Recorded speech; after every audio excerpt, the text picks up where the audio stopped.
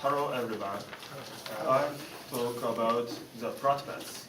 The platypus, called kamonohashi in Japanese, is one of the strangest animals. They have a bill like a duck, and they have webs on their hands and feet, so they can swim very well. They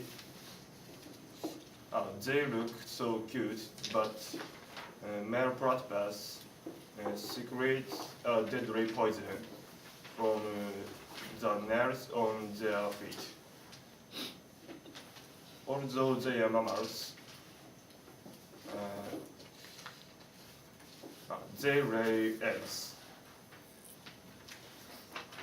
They dig holes beside rivers to make their nest, and they live in the nest alone. Their nests are hidden by many plants, so finding one is extremely difficult. Thank you.